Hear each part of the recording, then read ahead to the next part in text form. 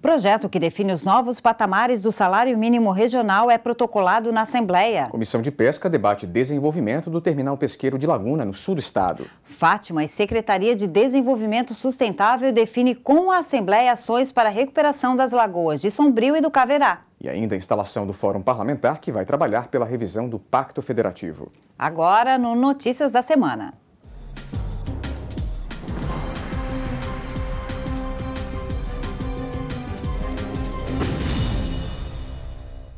Já está em tramitação na Assembleia o projeto de lei complementar que reajusta o salário mínimo regional aqui em Santa Catarina. A proposta foi encaminhada ao Parlamento pelo governo e há consenso entre os representantes das federações empresariais e as centrais sindicais do estado.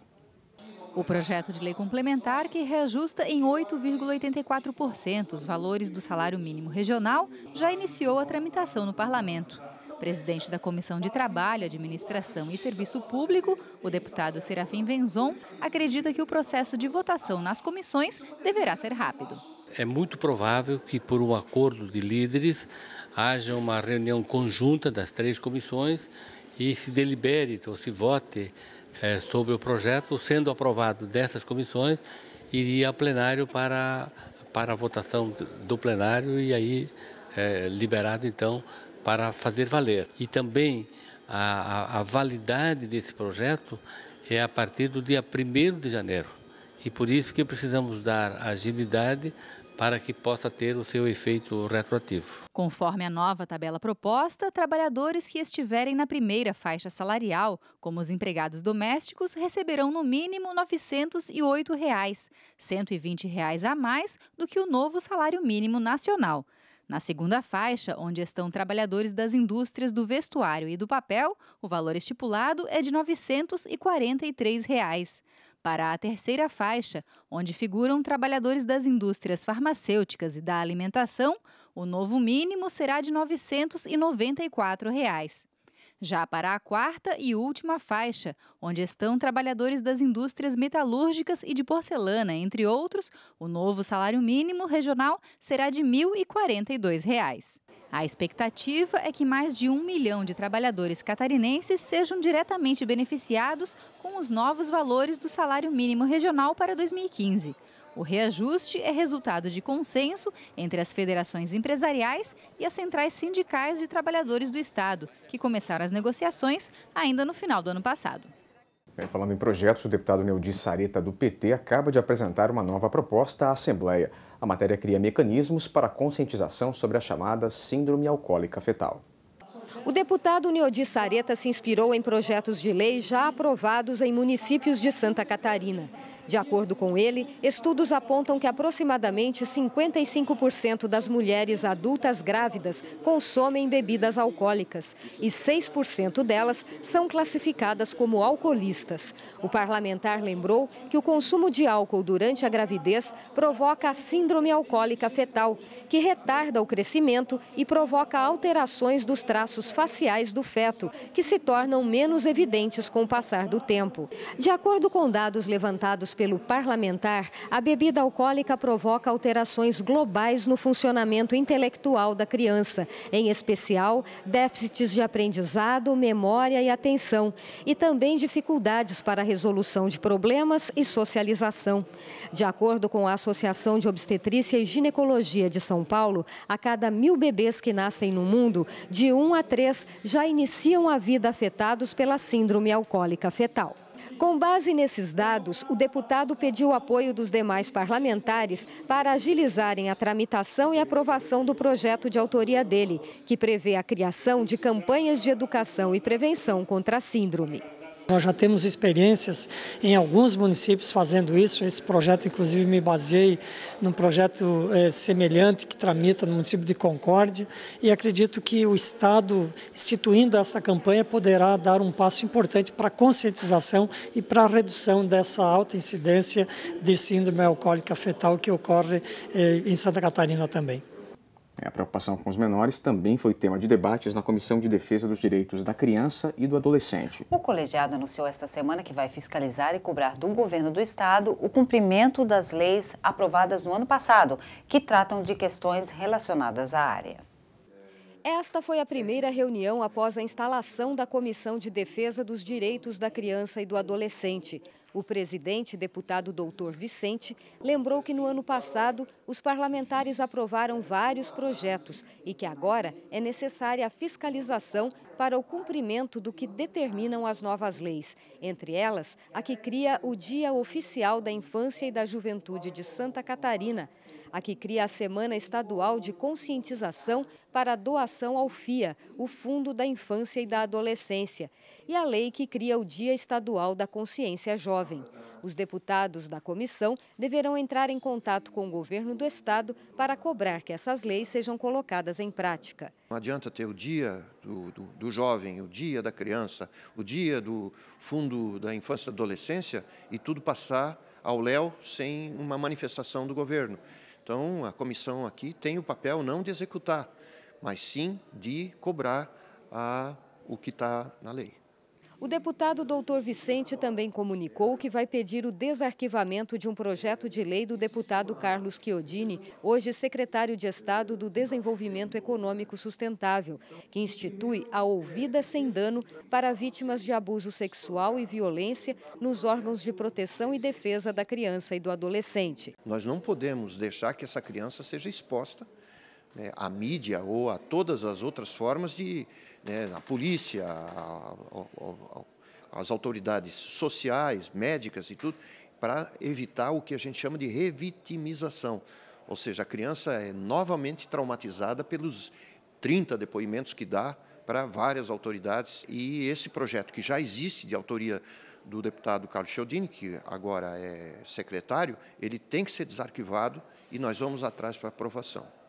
Já na Comissão de Educação, o debate girou em torno da medida provisória 198, que ainda não teve a admissibilidade analisada pelos deputados da Comissão de Constituição e Justiça. A MP fixa a remuneração básica dos professores admitidos em caráter temporário. O presidente, deputado Valdir Cobalcini, do PMDB, informou que procurou a Secretaria de Estado da Casa Civil pedindo a retirada da medida provisória.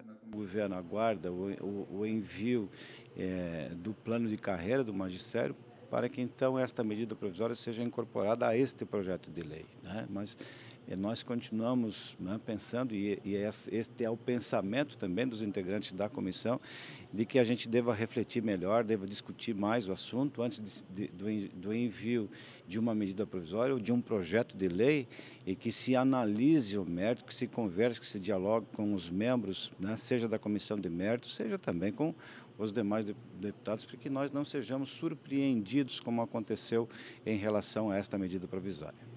O deputado Natalino Lázari, do PR, convocou uma equipe de técnicos da área de educação e fez uma análise detalhada da medida provisória 198. O documento foi entregue aos membros da Comissão de Educação.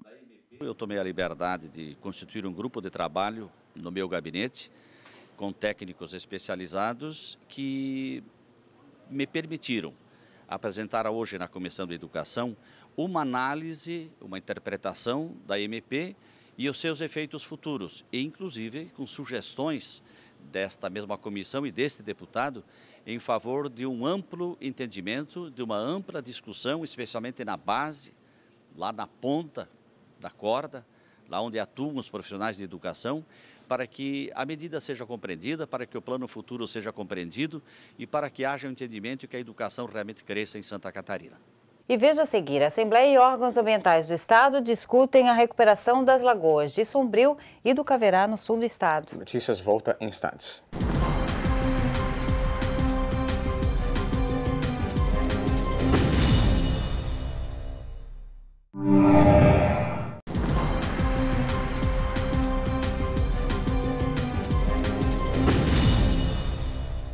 O ministro da Pesca e Aquicultura, Helder Barbalho, vem a Santa Catarina no próximo dia 27 para tratar de uma série de temas, entre eles o desenvolvimento do terminal pesqueiro de Laguna, no sul do estado.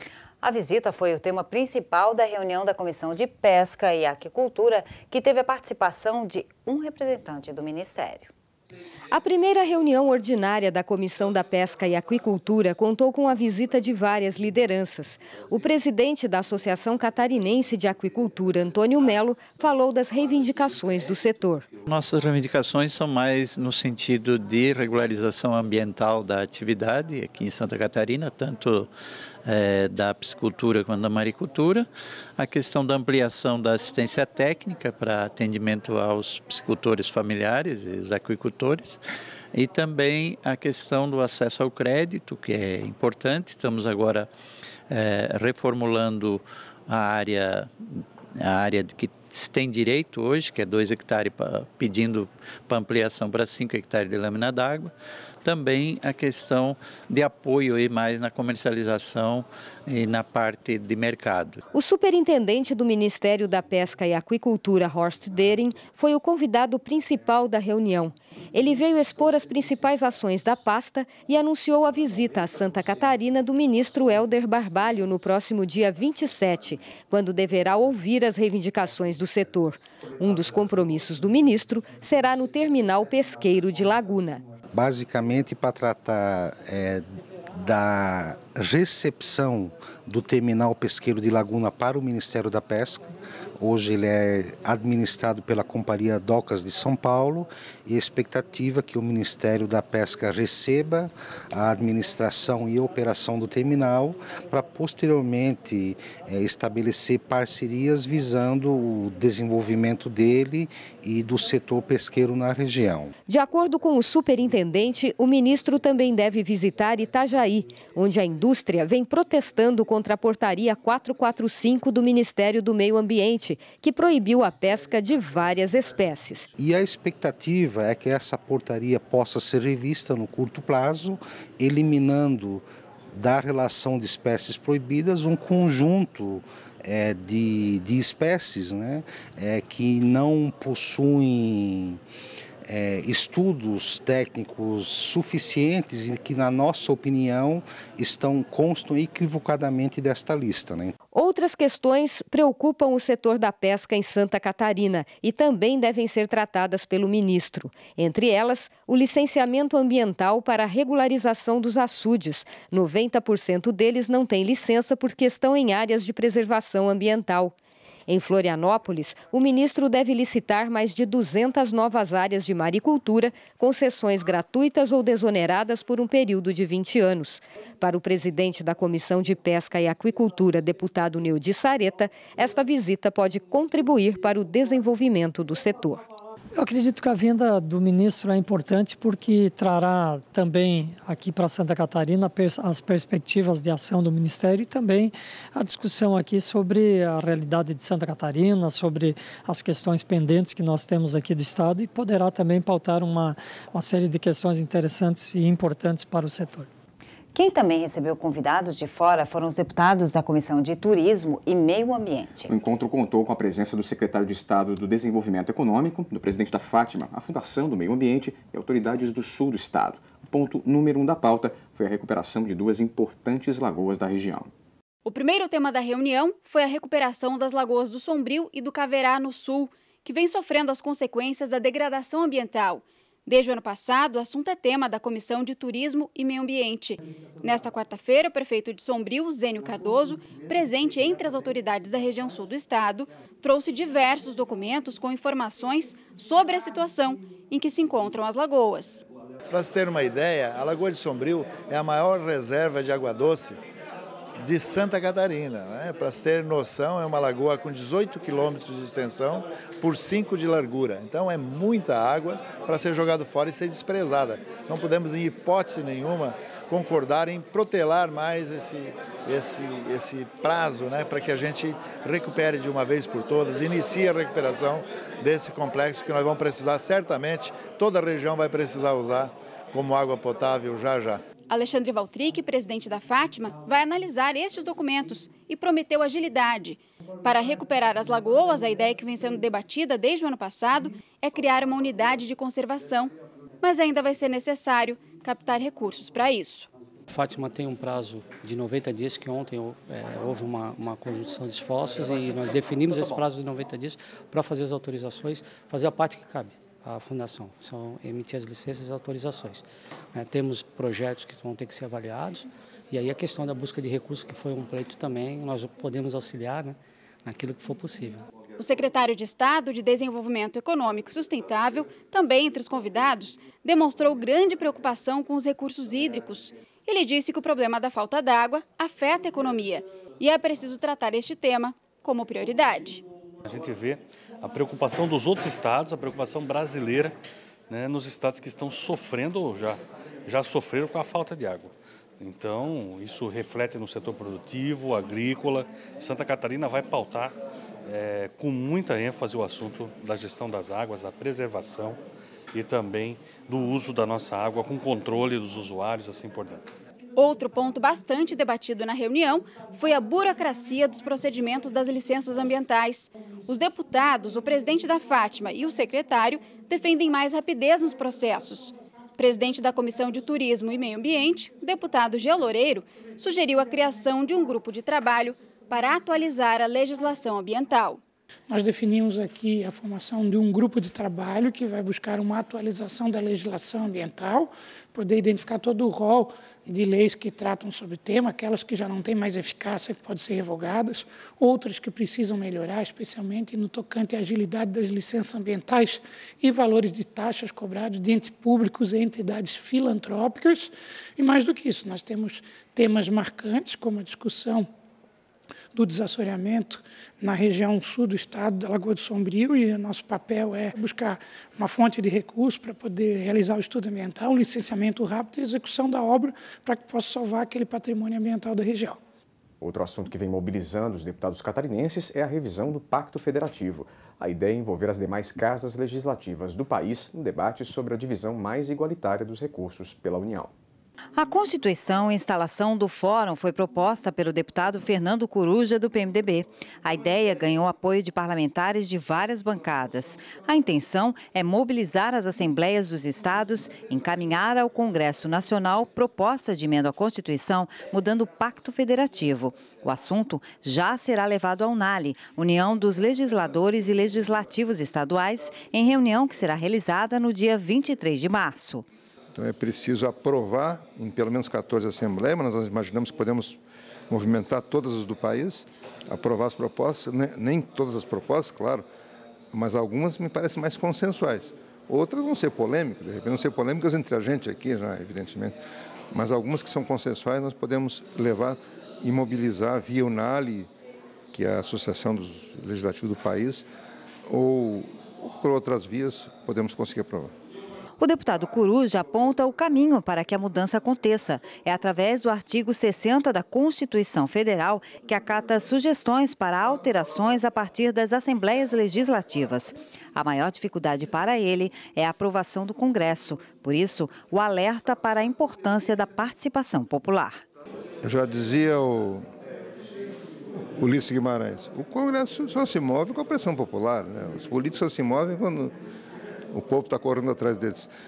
Então, nós temos que mobilizar a população para que ela apoie a ideia. Então, temos que achar propostas que sensibilizem a população, que sejam de interesse da população. E esse vai ser o encaminhamento. Além do fórum, a Assembleia também articula uma nova frente para discutir questões voltadas à mobilidade. Os detalhes em instantes, aqui no Notícias da Semana.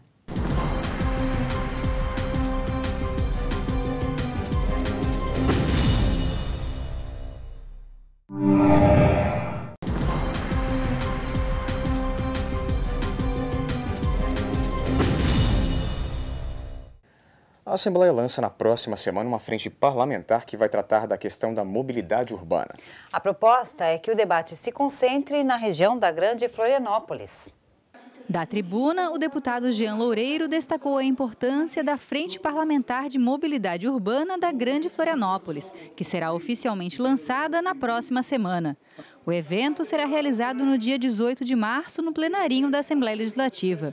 O parlamentar falou sobre quais devem ser as principais prioridades da frente. A frente vai permitir uma ampla participação da Assembleia Legislativa, junto com os deputados e o corpo técnico, acompanhando os estudos que o PLAMUS, que é o Programa de Mobilidade Urbana Sustentável da Grande Florianópolis, que vem sendo elaborado pelo governo do estado.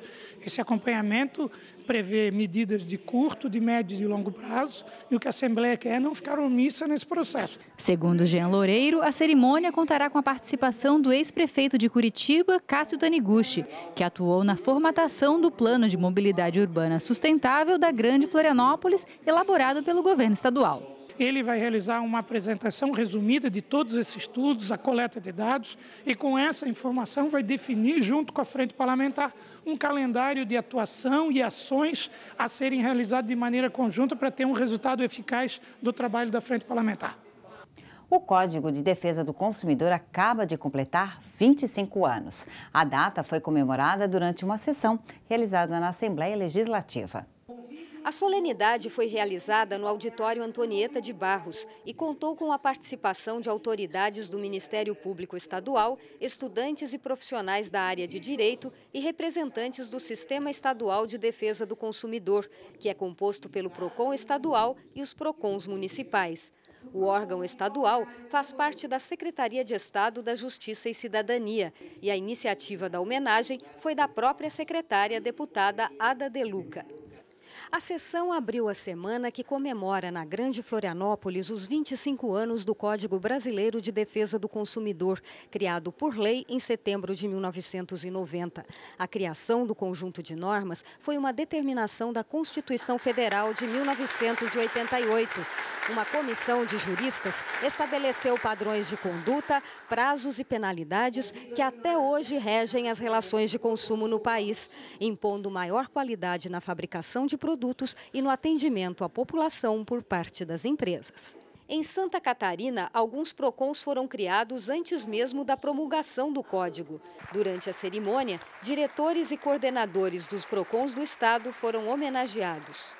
Essa homenagem representa 25 anos do Código, 25 anos de luta, 25 anos de alerta para que esse código não seja mudado. Isso significa 25 anos trabalhando para que o consumidor seja efetivamente respeitado. Para quem sabe e conhece o trabalho do PROCON, valoriza e muito.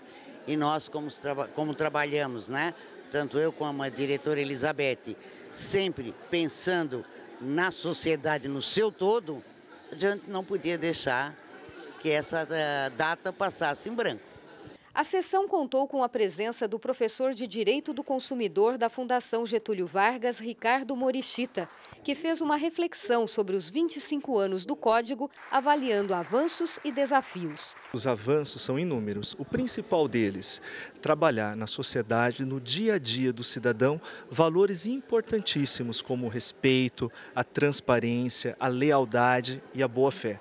Os desafios de todo o grande mercado, o desafio da complexidade dos produtos, dos serviços, o direito do consumidor ser devidamente informado, a partir da informação ele poder ter a liberdade de escolha, são todos grandes desafios, mas eu diria que a sociedade brasileira, nesses 25 anos, trabalhou muito, tem um grande patrimônio e está pronta para enfrentar esses desafios. E afinal, nesses 25 anos, o que pegou e o que não pegou entre as normas do Código de Defesa do Consumidor? Pegou muita coisa, né? Se nós olharmos para esse dia a dia, a data de validade, a informação, a proibição da publicidade enganosa, o que é um grande desafio, porque é um tema extremamente complexo, é os temas relacionados à regulação. E o grande desafio que o Brasil tem nesses últimos 5 anos está diretamente relacionado a isso. Por exemplo, a área de telecom, de telecomunicações, que nós ainda temos grandes desafios, seja em relação à qualidade, seja ainda a questões básicas, como a cobrança adequada daquilo que é prestado. E o Notícias da Semana encerra destacando a comemoração que marcou a abertura da semana, o Dia Internacional da Mulher. A homenagem em forma de exposição foi feita pela Gerência Cultural da Assembleia, em conjunto com 2 fotógrafos da casa. Todas as mulheres retratadas são artistas, mas nas fotos de Miriam Zomer e Solon Soares viraram obras de arte. Mãos de mulher, alicerce profundo, raiz da humanidade, alavanca do mundo. As palavras, integrantes de um poema, são da escritora Leatrice Melman, uma das 14 artistas retratadas na exposição Mulheres que Fazem Arte. Nas fotografias, impressas em preto e branco e sépia, vislumbramos mundos variados, repletos de música, de pintura, de texturas.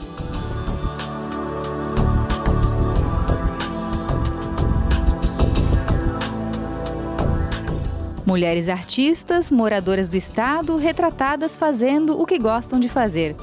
Perto das fotografias, expostos alguns dos trabalhos realizados por elas.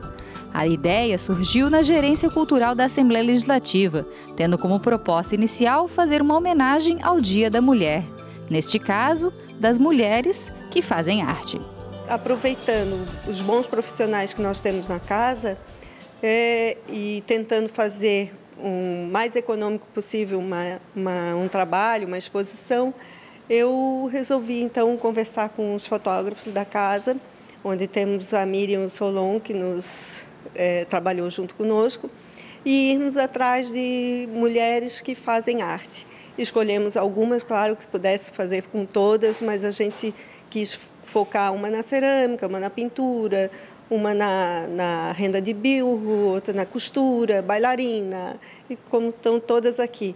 E assim a gente pôde homenagear um pouquinho de cada mulher nas artes. Miriam Zomer e Solon Soares são fotógrafos da Assembleia Legislativa. Foram eles os responsáveis pelos retratos da exposição. Um trabalho cuidadoso, mostrando as artistas em seus locais de criação, mexendo no barro, tocando instrumentos, fazendo renda, moldando esculturas, trançando tecidos. Nem eu mesmo esperava que as fotos fossem ficar tão boas. Claro que a gente teve um cuidado de dar um realce em algumas delas, né? Mas as fotos que estão aqui são aqueles momentos, não tem nada tratado ou foram passadas para preto e branco ou um tom de sépia, mas não tem nada mexido, então só por isso já é legal. Miriam, fotógrafa, também aparece na exposição em um autorretrato. Para ela, a experiência de fotografar artistas foi enriquecedora, gratificante.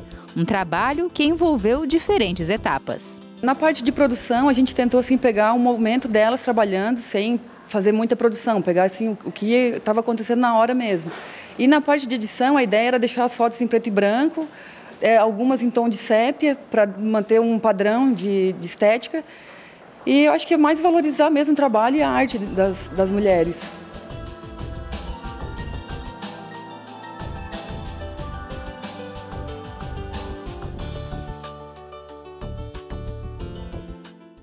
Por hoje é só, o Notícias vai ficando por aqui. A gente se vê na semana que vem. Até lá.